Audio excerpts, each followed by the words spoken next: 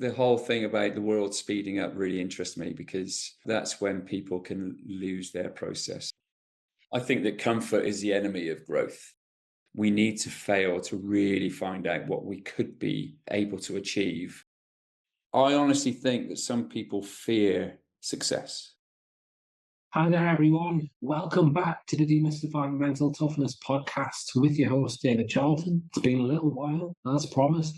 I did take a short break, and in that period, I've lined up a heap of fantastic guests over the next 8 weeks. Today, we're going to start the ball rolling with a really insightful conversation with Stuart Barnes, bowling coach at Warwickshire County Cricket Club. Stuart's been coaching for over 25 years, and he brings a wealth of experience at every level. In this chat, we dive into the realities of elite professional cricket, the brutal schedules, the pressures that players and coaches face, and the importance of finding ways to thrive, not just survive. Stuart also goes on to share his coaching philosophy around creating a high challenge and high support environment, and why focusing on the process over the outcome is so powerful. He also goes on to share why some athletes actually fear success. I think you're going to enjoy his perspective. It's honest, it's practical.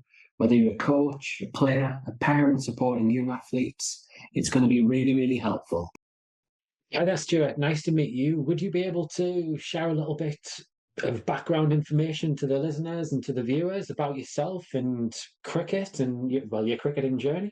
Yeah, so 55, young 55, currently living in Birmingham. I've been coaching since 1998 at various levels. Started off in primary schools, and I've coached at every level. Been very fortunate, but learning all the time, even now, looking for ways to be a better person, husband, dad, coach. But 27 years coaching people, male, female, all ages and abilities. Currently bowling coach at Warwickshire. I'm working full time with them, with the men's squad. And yeah, looking forward to this little conversation, seeing where it goes. Yeah, you mentioned about learnings. Based on the conversation that we were just having prior to this going out there, yeah, what are the key learnings currently at the moment with the busyness of the schedule, shall we say? Yeah, so the challenge is definitely the schedule. It's the travel. To give yourself and people listening a bit of an insight, we finished a 4-day game last Wednesday down at Brighton. Travelled back after the game, got back 11 p.m. after the game on Wednesday evening. We had Thursday off. Friday night, we were playing a T20 at Leicester. Got back at midnight. Saturday morning, coach up to Durham. Played them yesterday. Lost. Travelled back. Got back late last night, midnight. And so here I am today. The schedule is pretty brutal, I'll be honest. I mean, for coaches as well as players. I mean, the players have got to go out there and obviously perform, make all those decisions that go into the rhythm of any sort of match. So physically, mentally, it's becoming more and more of a challenge. And when I think back the start of my coaching career, we had, it was 7-month contracts. So, and then it quickly turned into 12-month contracts. But we had a long period of time over the winter for those players that are based in the UK to break their performances down and break them down, not in a bad way, and then build them back up so they were better for the following year. But the schedule at the moment is pretty brutal, and it feels like, well, there's a couple of challenges. One is when you step back, it can become clear on occasions you are surviving as opposed to thriving. And that's for coaches as well as players. But our responsibility as coaches is to high challenge, high support environment, but also understanding that they are going through exactly the same as we are as coaches, and maybe even more some because they are out in the middle as well. So it's a pretty interesting space at the moment, which is why I think that coaches really do need to take those opportunities, yes, to chill, yes, to have a balance between the game and outside interests, but also to constantly find ways to keep evolving and growing themselves as well. You touched on there about a high support, high challenge environment. I'm intrigued, as a bowling coach, how do you go about ensuring that takes place on your watch? Well, I'm fairly certain if you ask the players, that wouldn't always be the case. But high challenge, high support, the kind of questions at training more than anything else, and match reviews, There's lots of cliches that get talked about, at every level. And I think high challenge would be digging a bit deeper. Well, how do you know that that was good? What are you working on here? How did you choose to work on that? Why don't you look at something else? What does success look like here in these next 6 balls? How do you know that's success? So it's more around, for me anyway, in a way, questions. It's not necessarily about giving answers, although I would always go into a training session with some sort of thought on what that individual might need to work on, whether it's seam position, whether it's kind of rhythm in their run-up or whatever it might be. But a high challenge would be just more questioning than anything else. We're not winning every game. So therefore, how do you know that's going to take you towards getting more wickets, bowling more dot balls, doing better for your end,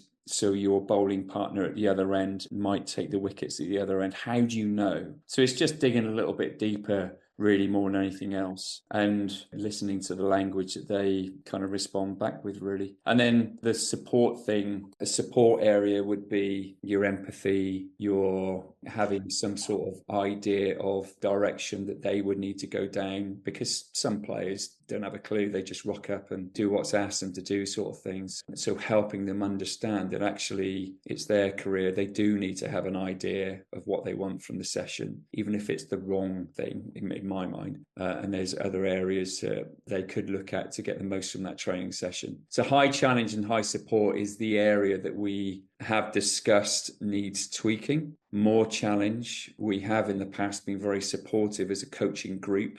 And the players came back at the end of a review at the end of last season saying that they wanted more challenge. So we needed to become clear on what that looked like in the winter, and also like during pre-season and in season, because they're all slightly different. Do you want to expand a little bit more on that, where you talk about how it is different in pre-season to be out of season and then? Yeah, so in the off season, we would choose to have very tough sessions.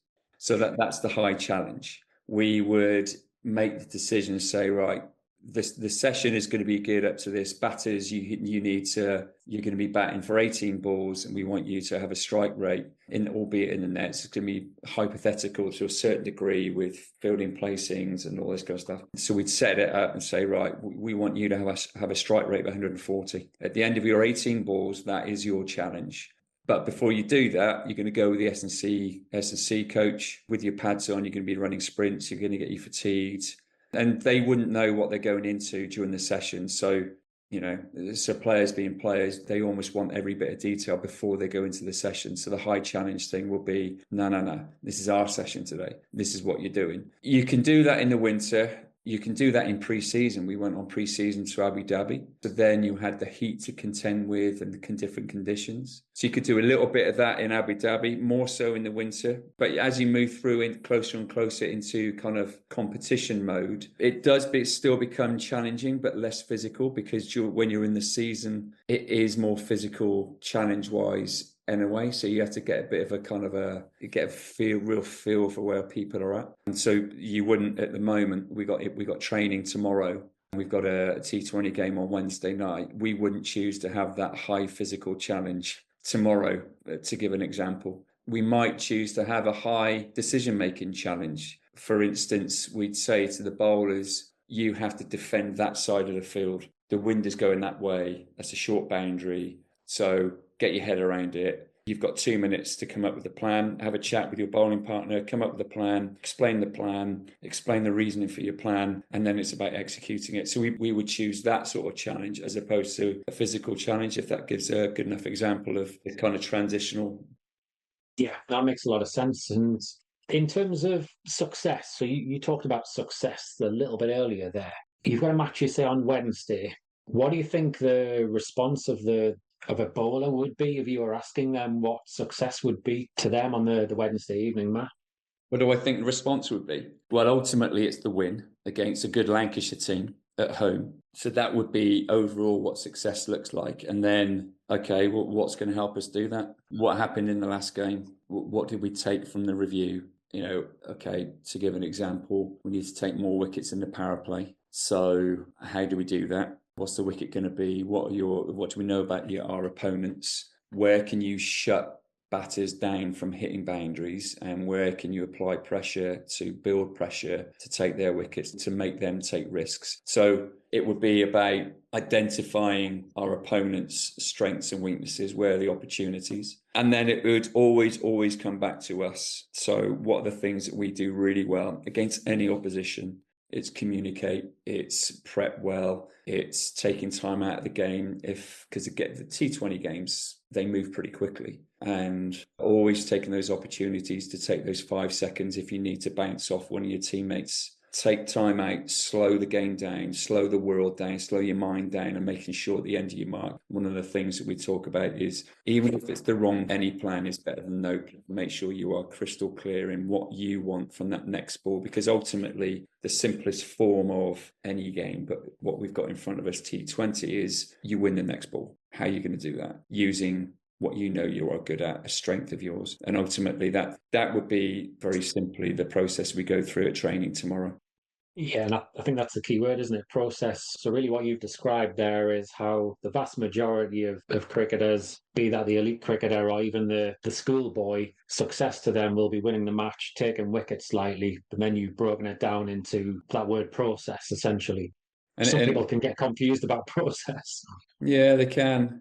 But that's the key to all of it, isn't it? I mean, you would know better than me, but I've been really fortunate to work with some high quality performers on the world stage. And I would say the main difference between those who are consistent high performers and those that are equally as talented, the high performers understand what their current process is and they commit to it. Whereas the talented players, they might be looking to move to the next level without understanding what their process is. It could be something as simple as making sure you walk back to your mark in a casual way as opposed to a quick way. We're talking about seconds here. It might take somebody 3 more seconds to walk back to exactly the same mark. But in those 3 seconds, they've had a chance to review the previous ball. What needs to happen right now? Okay, this needs to happen right. I need to get that guy off strike. How can I get that guy off strike? Okay, I got a big boundary there. I'm going to bowl this ball to get them to hit there, to get them off strike, because I know I've got an opportunity in 3 balls time to get the guy who's on the non-striker end. So we'd slow your walk down, work to your process and your timing and your rhythm.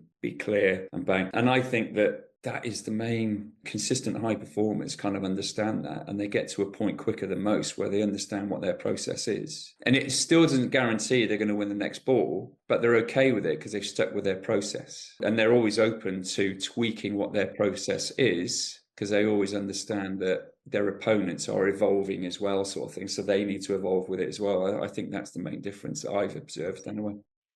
Yeah, I think what I'm hearing there is, so self-awareness is key for the player, isn't it? And being introspective and considering what their process is for starters. And you talk about it evolving, and naturally it's human nature, isn't it, to get comfortable as well. And you need to keep adapting and evolving, otherwise things aren't going to work. And as you say, other people will move on. I think that comfort is the enemy of growth. And as an ex-player myself, I mean, I was a professional for 2 years, talented, didn't have anywhere near conversations that we're having here now today. I didn't have those conversations back when I was playing, but I was comfortable. And it wasn't because my teammates didn't want to help me, but I chose easy options. And before I knew it, my opportunity had gone. I think that is undoubtedly part of the reason why I get really frustrated when players I'm working with want to make easy choices and easier decisions, when I know that's what I made and that cost me a 12, 15-year career, only had a 2-year career, because is there a different way of doing this? Is there a different way that's a more challenging way? Because we need to fail to really find out what we could be able to achieve. Why don't we just have a play about with that? And then setting up a safe environment where they can fail and it's okay. But actually, on the other side of that failure could be something that they could use and grow themselves. Yeah, I'm just wondering there, how much do you think fear or self-sabotage plays a part in that? I honestly think that some people fear success, because if somebody gets better as a player and they refine their skills and they add another skill, the expectation then is they execute it in a game when pressure is on. And if they execute it in a game, the expectation then is that they've got to dip into that thing that they might fear. Let's say it's a Yorker, simple thing. To execute a Yorker under pressure, and pressure could be your opponents need 4 to win off the last ball, 20,000 people watching in the crowd, massive buzz, atmosphere, noise, all that kind of stuff to win a T20 Blast tournament, let's say. And you know the Yorker is something you've practiced and you've executed in previous matches. But now the expectation is you have to execute it. And then fear can kind of make you doubt. And that's why I think that some people fear success, because then the expectation is that people they're surrounded by, that success has got to be consistent. So the easier option would be just do what they've always done. Yeah, and I guess takes us back to the self-awareness and what you talked about earlier about the maybe having 2 or 3 seconds to be able to slow your walk down to reset, because in that period you're probably putting some distance between you and what's going on up here in your thoughts, bringing your heart rate down a little bit, and then making some much smarter decisions when you do actually go in to deliver the ball. Yeah. The whole thing about the world speeding up really interests me, because that's when people can lose their process. You know, what you just talked about, breathing there. One of the things I really enjoy is that, you know, what is pressure anyway? It's all in here, isn't it? But when the world speeds up, I love seeing high performers just at the back of their run up, or use an anchor. And an anchor might be just to throw a ball up, and it gets them into their performance state where they've been before, and they can think, feel, see, smell where they've been before, where they have executed under pressure. Whereas people that allow the situation to speed things up, they miss that opportunity to get into the right performance state. And before you know it, they're just looking to get out of the over as quickly as possible. As unscathed as possible. But normally when that happens, they're going out the park for boundary after boundary. So I really enjoy watching people that learn the art of playing at their tempo as opposed to what the game is trying to get them to play at. On that note, then, what would your advice be for the bowler who has been smashed out the park? Because let's face it, T20 now, it's probably happening day in, day out on a regular basis. Yeah. What's your advice for that bowler who's, you know, the last over is gone for 24, 30 plus? Well, I have grown to respect and appreciate my fellow coaching staff members, one of which is the team psychologist. And so I would want to work with, leading into that moment that you've just described there, I would want to work on an ongoing basis. Right, you tell me when you performed at your best. I want to see the video. I want you to describe it to me. I want you to describe how you felt. You know, how did you feel before it? How did you feel after?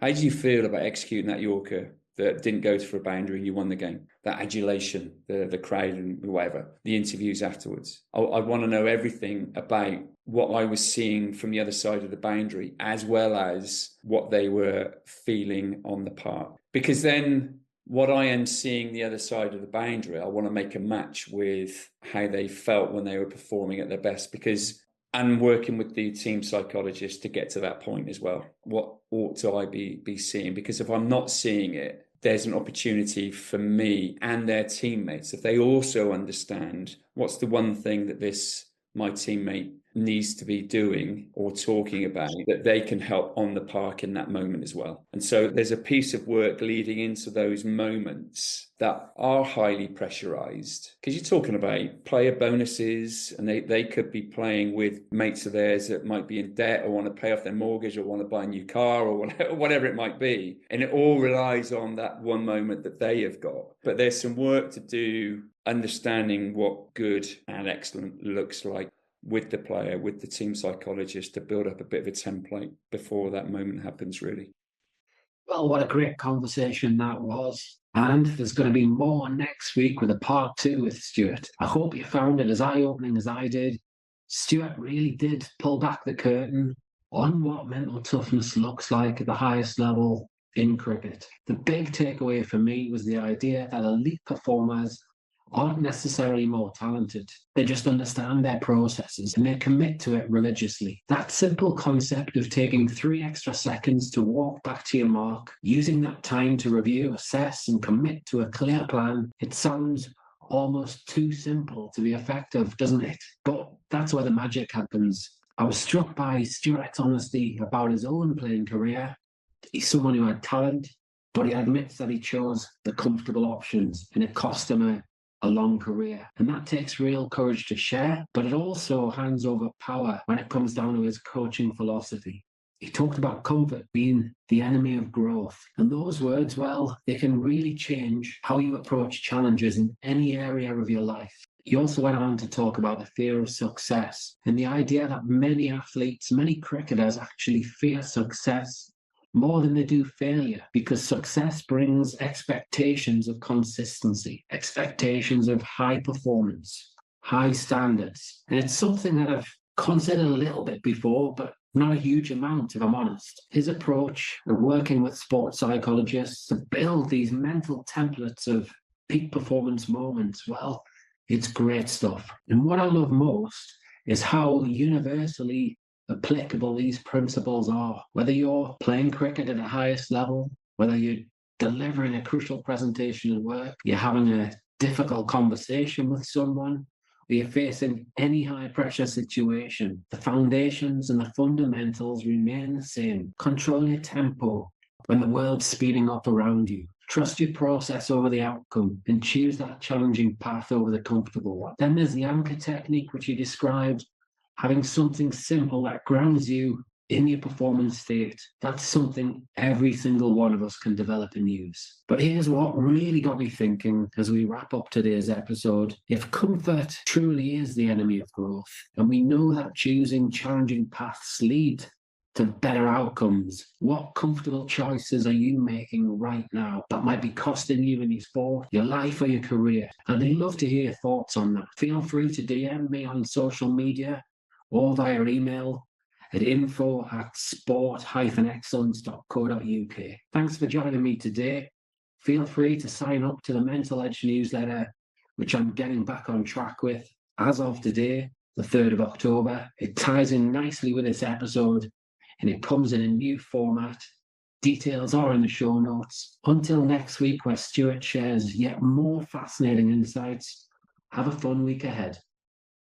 If you enjoyed this episode of the Demystifying Mental Toughness Podcast with David Charlton, do check out my website, sport-excellence.co.uk, and my online sport psychology resources. The Sport-Excellence website has essential resources for anyone looking to build their own mental toughness or the mental toughness of their athletes or teams, or if you want to achieve peak performance more often or optimal functioning. The Sport Excellence website has everything you need to keep moving forward and thrive. So go on, head over to sport-excellence.co.uk to find out more.